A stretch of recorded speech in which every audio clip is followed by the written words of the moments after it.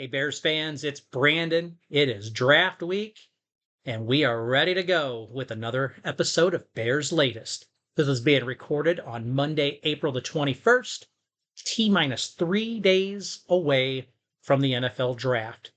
I want to go ahead and kick off this week by talking a little bit about the coaching staff. Last week they had media day for the assistant coaches on staff, and just had finally a chance this weekend to kind of do a deep dive and read and listen to some of the things that were said by some of the various staff members, and just some things that stuck out to me.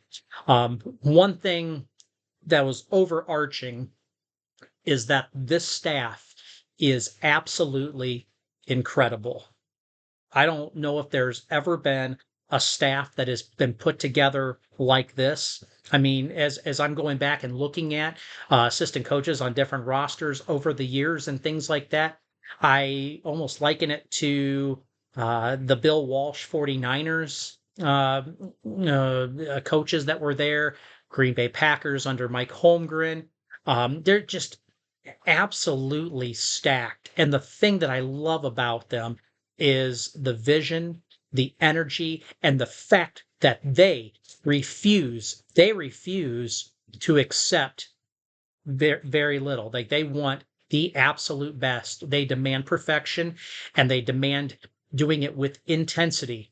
And especially, hearing Dennis Allen talk about the defense and what the defense needs to be doing up front. Hearing Dan Rochar talk about how every member on the offensive line is absolutely key.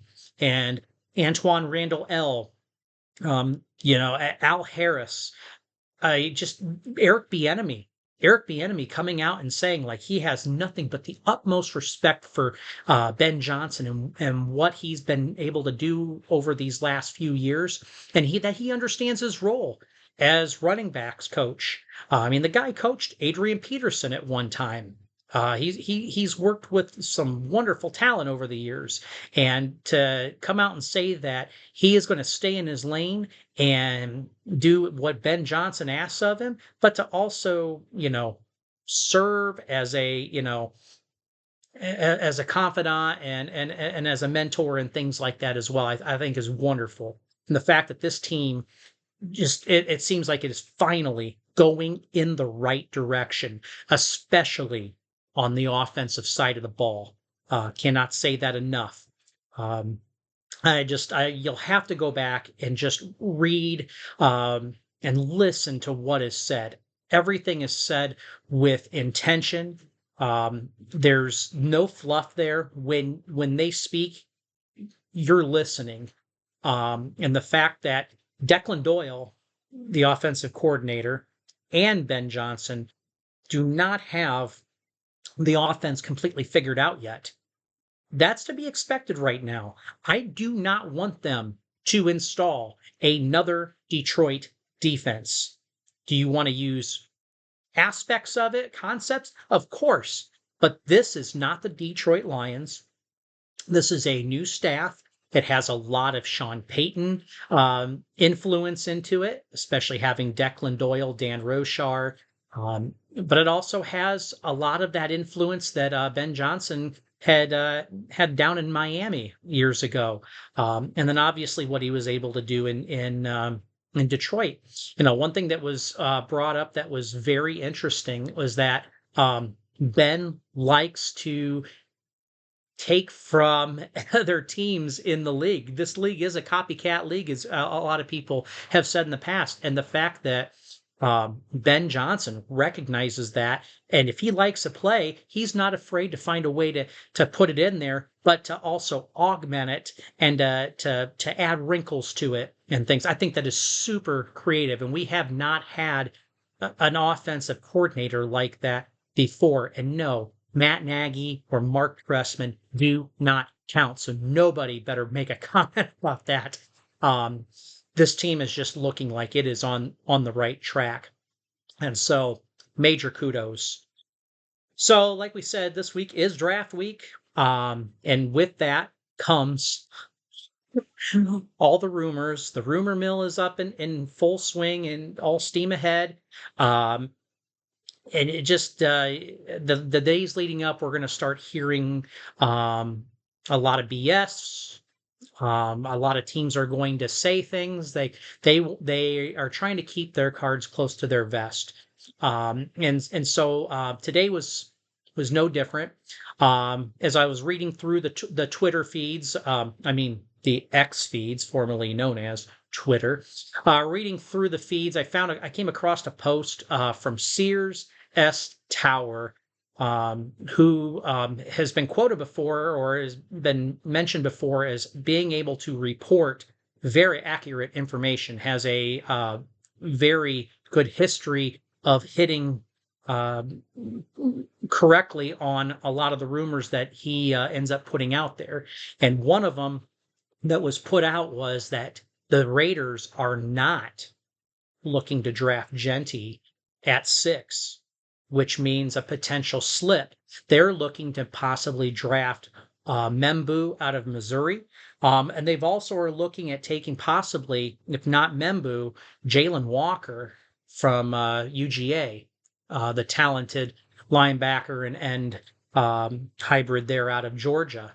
So that would be very interesting. I figured with Pete Carroll, he would want to have a stud running back to pair with Geno Smith. But I can see them wanting to build the trenches as well as like what the Bears are trying to do. So it sounds like they may look in later rounds with for another running back. I mean, there's plenty of good running backs to be had in this draft. Very few blue chip players, so could definitely see the Raiders not going with Ashton Genty.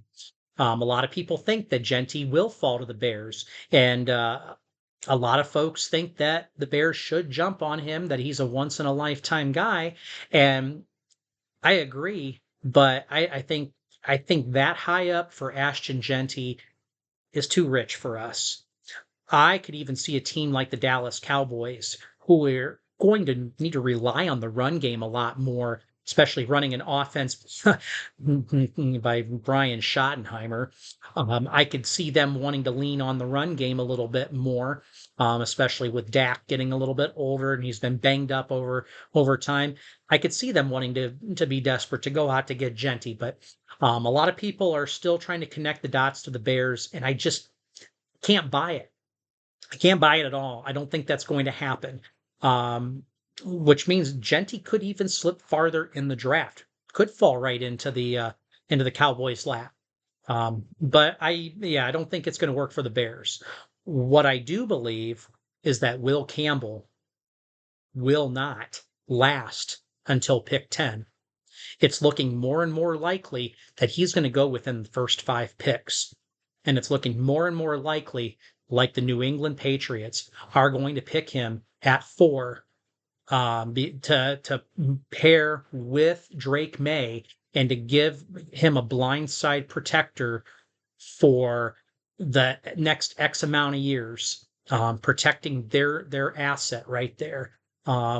Especially Drake May has really done a great job of exceeding expectations in year 1 for the Patriots. Now, why not go out there and give him some added protection right there at one of the most important positions on the offensive line? That's an immediate upgrade right there, and that really gives Mike Vrabel and company a strong presence right up there on the line. So I am seeing more and more that Will Campbell will most likely go to the New England Patriots, which then leads us to the question, what are the Bears going to do?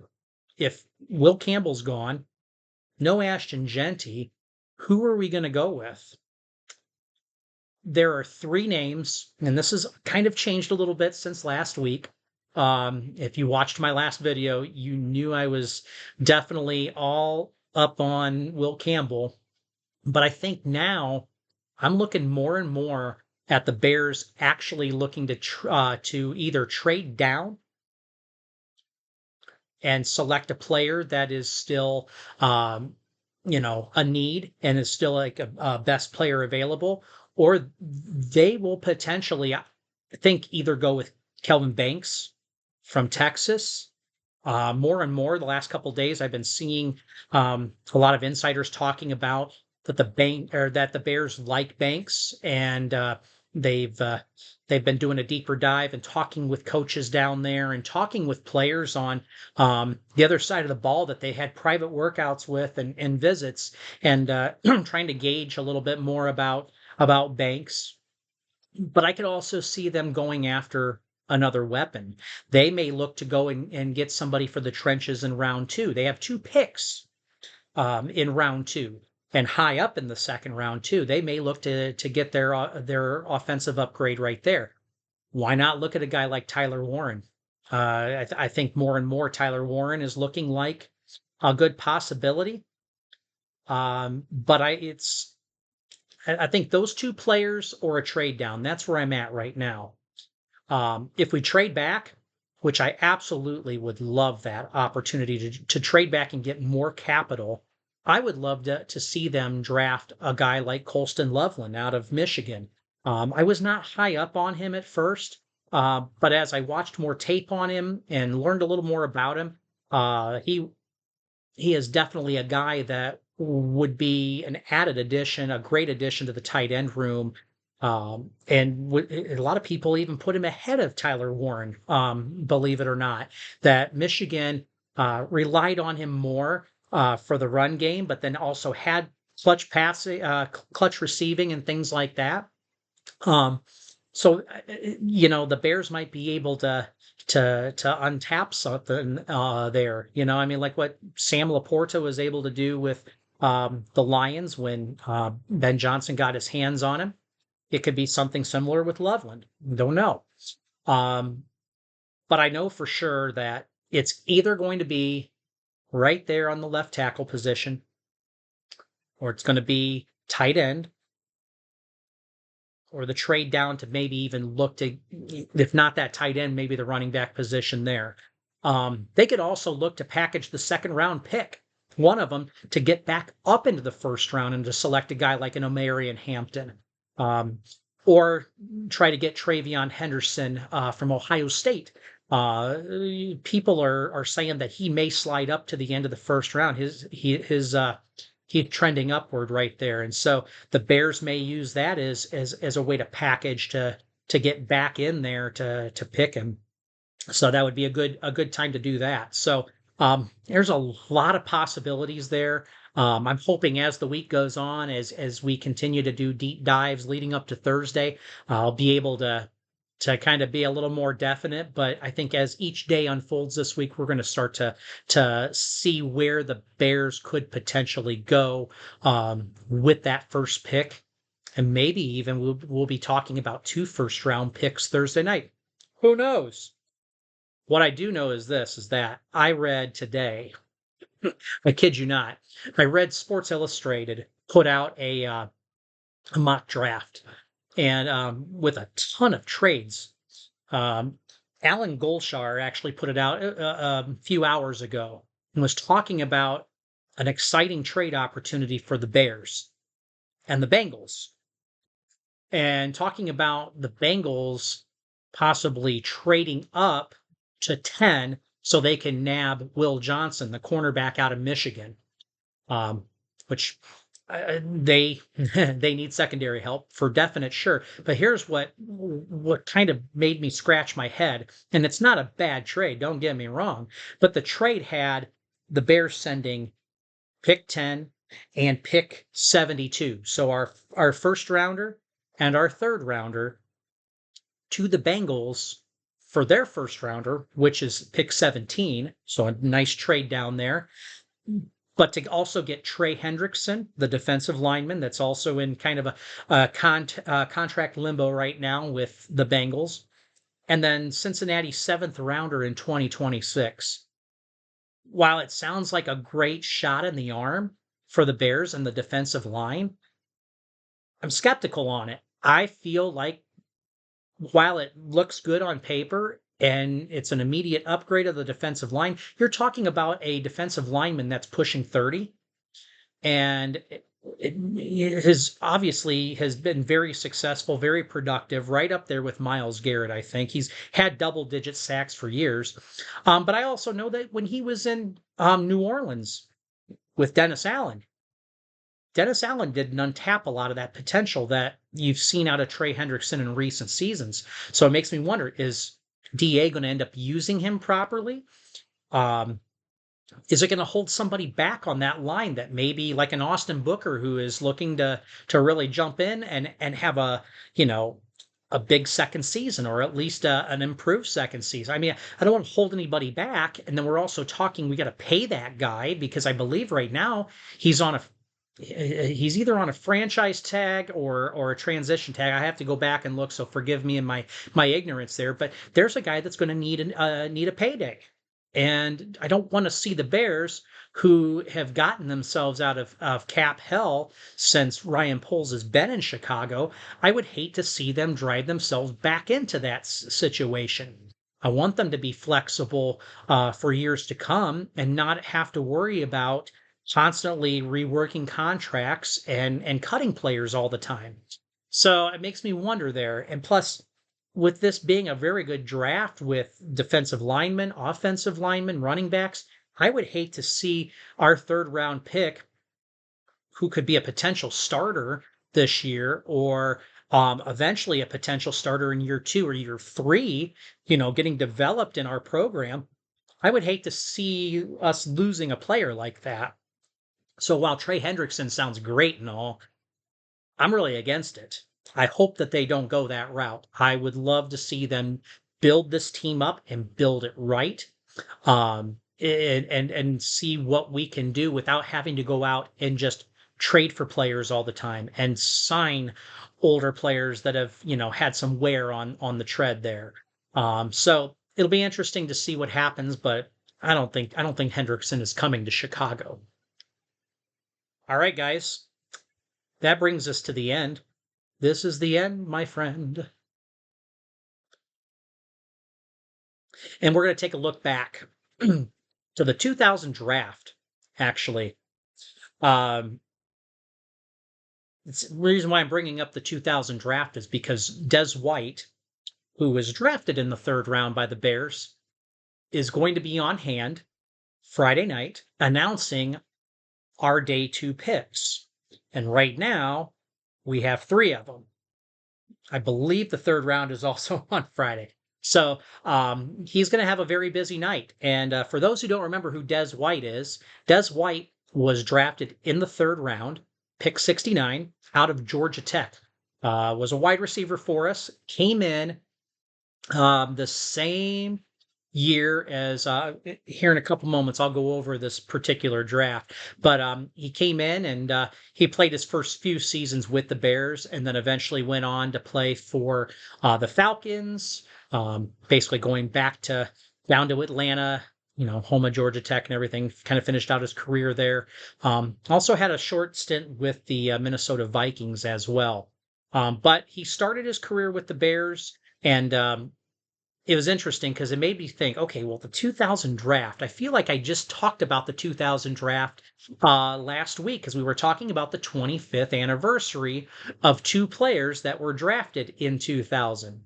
Our first round pick is also our Hall of Famer, Brian Urlacher.